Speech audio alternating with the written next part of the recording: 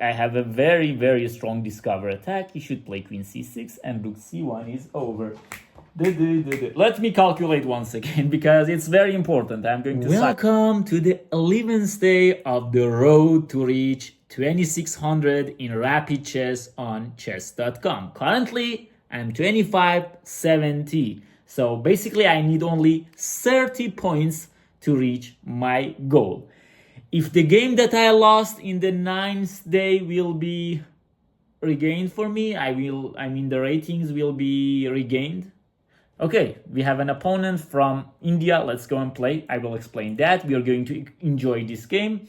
This is Caro-kann defense. We have Caro-kann defense in this video, so it's good. I'm playing the advanced variation of Caro-kann. I'm taking a lot of space from him. I'm going to also explain all of the moves. I'm playing just simple developing chess moves. By these moves, I'm trying to develop my pieces, prepare the kingside castle. Against Caro-kann, this is one of the best ways. You cover these two squares, and if you're able to maintain this pawn structure in the center of the game, then you can also have a good space and your pieces will become better. Castle, I'm going to play fastly also. c5 in this exact position, I'm not sure about it. I can play something very strange, but it's possible to play it, no? I can play bishop e3. If he takes, I'll take. He takes on e5. And I can also play c4. If he takes, yeah, let's play c4. I guess it happened in one of my games. If he takes, there is knight a3. I like this variation. If he takes on d4, I can take on d5 and then take on d4. Because he's so... What was that? It was a strange move for me, actually. This move was strange. If I play bishop e3... he can take on c4. But he should be very careful how he's going to respond on this move. If he takes with knight, I have bishop b5 check. He should take with here, yes? And then I'll play knight c3. And this is a backward pawn. If he takes with queen, I have knight c3. This is just a simple tempo in chess, no? I'm gaining tempo, and next move is bishop b5 check. I guess I'm probably winning. Already in the game, I'm probably winning. This knight b6 by him was a very strange move. I can play bishop b5. Let's see if I have something better. Bishop e3 is also very strong. Very strong move. Both of them are very strong. Bishop b5 basically forces knight d7. Then I can play bishop e3. He should take, I'll take with knight. And this is just a game over chess position, bishop b5 check. I have also d5, I can also play d5, but why not bishop e3? I mean, bishop e3 takes knight d7. I can also take it with queen.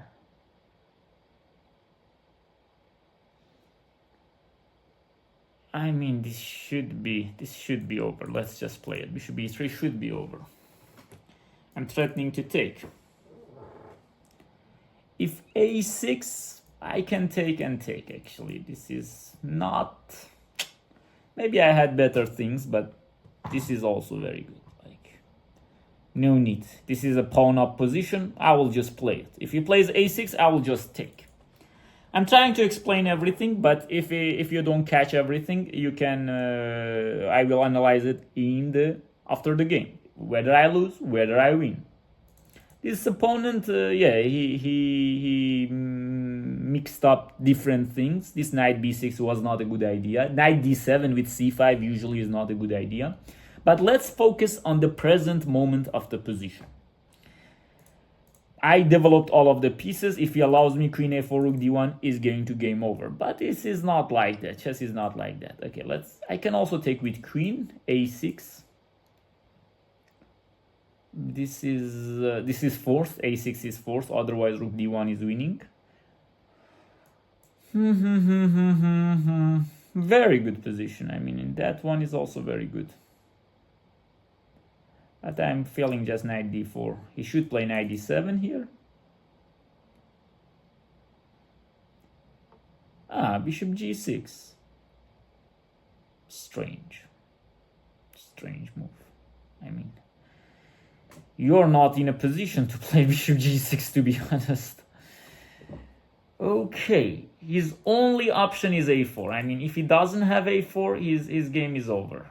So let me a6. I mean, a6 is the only thing that he has. Let me see if I can finish this game in special way.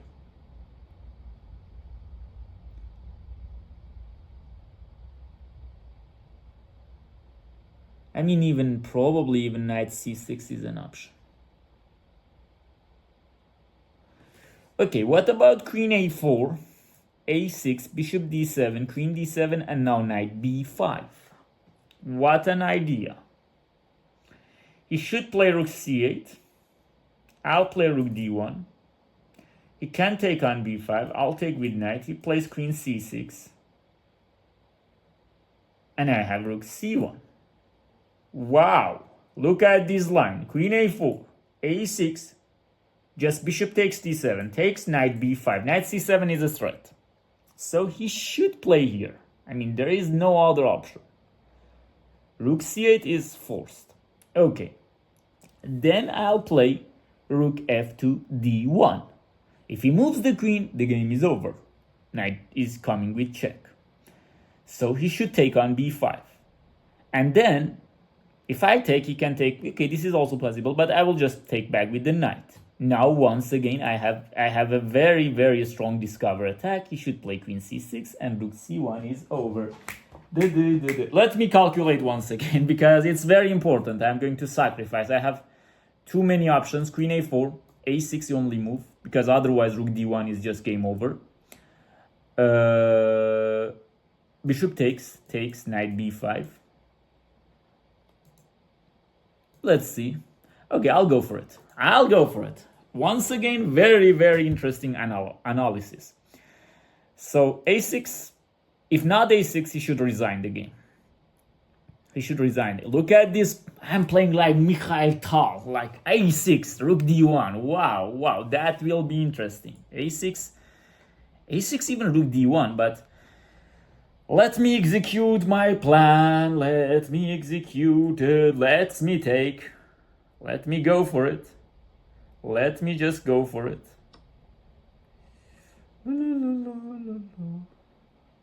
There are some options for him, but I don't think they are very good. Like knight b5, rook c8, rook d1. He can take, and there is a bishop d3 here. I will take. He will take. I will give the check here. He will come up. Still should be winning. Like, this is an option for him. Like, let me analyze. Knight b5, rook c8. Of course, I can play something like knight d6, check, take, and this might be even very good. But I don't want this. Like, I want rook d1. He takes. I'll take bishop d3. Rook d3, he takes. Even I have rook d1. Let's go for it. Knight to b5. What a move. On the board. Rook c8 only move. Knight c7 is coming. Especially knight c7, king e7, bishop c5 is a problem. I changed the pieces for this game. It feels better when I play with these pieces. When I analyze, not so much. Oh my god, it feels very good to sacrifice something in chess. And I guess it's over. I'll play it. Let's see what happens. Takes, I will just take back. Yeah. And if queen c6, the thing that I saw from far is rook c1. But now I can see that he has bishop d3. But nevertheless, bishop d3, I will take it. He should take back. At least I have rook d1. But I have knight here, check. And this is over. Knight takes c8.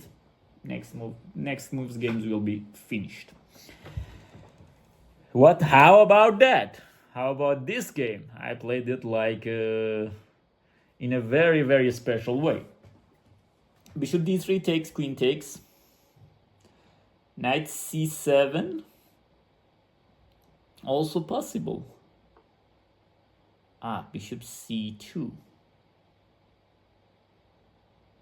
What a move. I missed this one. I just missed this one. And probably I will lose the game. No? Do I have something? Bishop c2 I just missed. I just missed it, bro. I don't know how to say it. Is it bad luck? Is it something like that? I have rook d7, bishop a4, rook takes b7 at the end, but knight c7 he'll take with rook. I guess I should play like that. Yeah, knight c7, rook c7, rook d7. Bishop a4, rook c7. Much better, much better. At least I have that. What else? Do I have something else?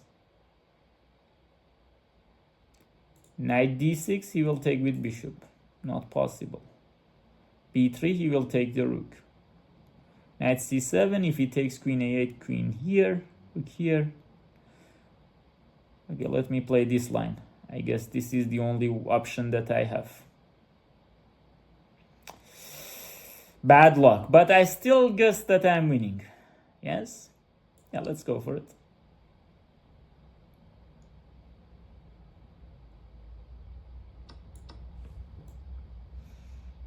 Especially he cannot play bishop c6 at the end of the variation.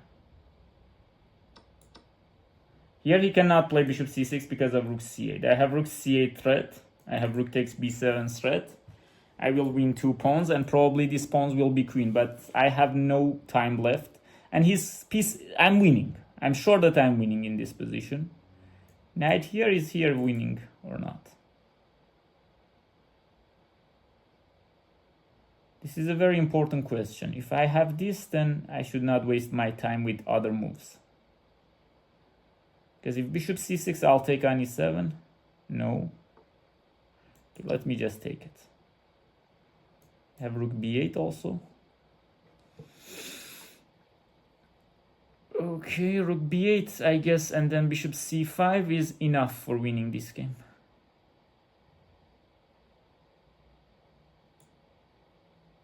Yes or not? I have rook c1 also. Rook c1. Okay, let's play rook c1. Let's play rook c1. But he showed that he can come up with good tactical ideas at the end. Like he's able to manage some tactical ideas. If bishop b7, I'll give check and I'll probably win. I'll give with rook c8 and then takes, rook takes h8. I'll win like that. If bishop b7, rook c8 is winning. What else? If bishop d7, I have this check. Should come up, bishop c5 is over. So now basically I have a very strong, I have 2 very strong rooks. Very hard to imagine that he's going to run away in this position. Yeah, very hard to imagine. Now rook c8. Yeah, it's just over, yeah.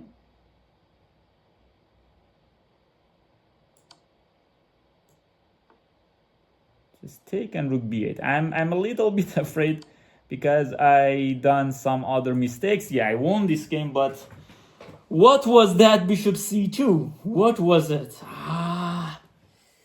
Let me see what happened in this game. I mean, this was a fantastic chess game.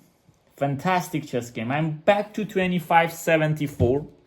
If that 10 points that I lost to that very interesting opponent is counted, now I'm 25-84. I just lost 10 ratings to someone, which is... Okay, let me analyze the game. Game review. 91% with 2 brilliant moves. 2 brilliant moves. I played in one game 2 brilliant moves. Okay. I played e4. I will explain everything. Like, if you're continuing to watch till here, I will explain everything for those which are continuing to watch the video. d4, d5. This is Caro-kann defense. I hope you know that. And then we're playing e5. There are different variations. Knight c3, e takes d5. This line I like because I want to control everything in my game. Like, I want to have space, everything. This is the way that I play chess. But there was a time that I was taking on d5 like Fischer with bishop d3. There was a time that I was playing f3. There was a time that I was playing knight c3. And even pawn-off attack like taking c4. But now I'm coming to these lines.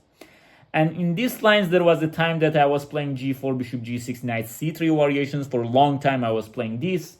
I also played some h4s. There are tricky lines in this h4. But nowadays, I'll just play knight f3, sticking to the principle, just developing the pieces. I also recommend you to play the main lines, to play principal lines, and to gain experience in those lines. In this variation, Black has two options, basically two strategical options. One is to kick with c5 in the center and then coming up with knight c6, queen b6. And these are very, very sharp lines, c5, bishop b3, that I remember some of them. Like I remember a game from Sergei Karyakin, a fantastic game by him and other players also. But you need to remember this kind of games also. I hope the noise of this computer doesn't bother you. What happened? Okay. Oh my god, the noise becomes more, even more. Okay. And in this position, and this is one line. If you're going to play theoretically, and if you know so many lines in Caro-kann, c5, bishop e3, queen b6 is the way to go. This is one of the variations that probably will end in a draw. I guess Morozevich also played it with Black. But he played knight d7. This is another type of move. And castle is move. But when you play this, you usually play knight d7, I don't know, h6, bishop h7, some knight c8, sometimes you play g5, sometimes you don't, you come with knight to f5, this kind of variations. But mixing knight d7 with c5 is not a good idea. I guess it happened once again. It happens too much in my games that I know the response is c4 in this position. c4 is a very great move because now his center is collapsing. The knight's place is not d7. It should be on c6 in these positions. And c4 is a very, very huge move. I learned this move late before this game. I was playing something like bishop e3 or c3. But I learned from engine, like in my previous games, that I analyzed those games. And I come to the point that c4 is the great move. And if he takes, if I remember correctly, the move is knight a3. Let's see. Knight c3 is also good, but I remember something like this. If he takes, I'll take on c4. And this is huge for white. This is huge for white. I will take here. I have this knight coming to here. This is a very great position. So this is what I remember. Today I learned that even knight c3 is good. So good to know. But knight b6, and here I just took. I saw this bishop diagonal, and he should have taken here, I guess, with the pawn. I guess it's the only option, because if knight takes d5, bishop b5 check. And why do I take on d5? Because there is a principle in chess that tells you that if you're up in development, if you're ahead in development, then just open the game. This c4, c takes d5 is with that principle. That if you're ahead in development, if you see that there is something wrong with your opponent's development, just open the center. And with knight b6, I was sure that this c takes d5 is good. Queen takes d5, okay. Just knight c3. Queen back to d8. Just, okay, knight c3 was not the best. What was the best then? Bishop b5, okay, then he can play knight d7. What's the difference here? Ah, now knight c3. Now the queen is trapped. Oh my god, the queen is trapped. Can you believe it? In the 10th move of the game. Just unbelievable. Just unbelievable. I just missed this idea.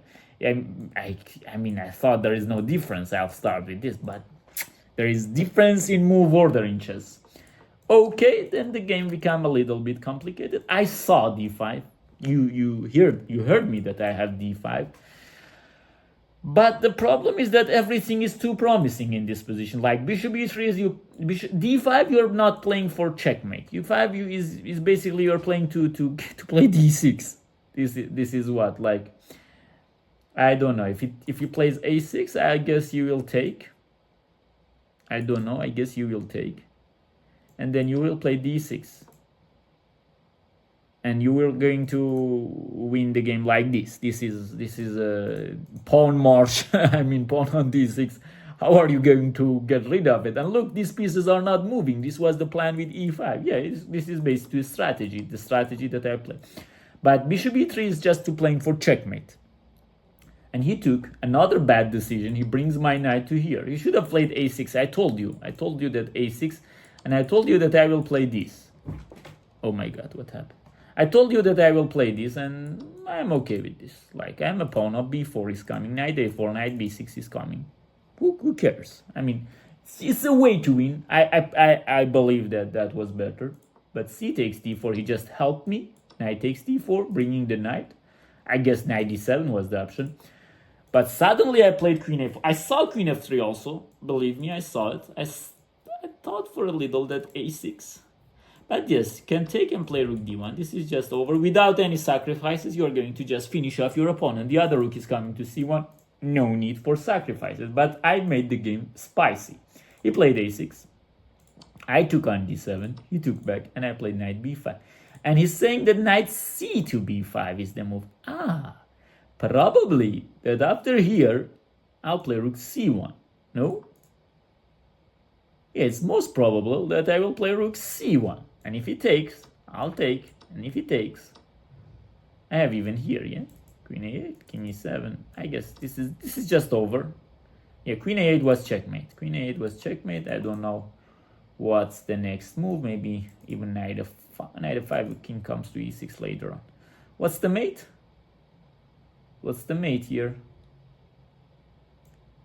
Maybe here.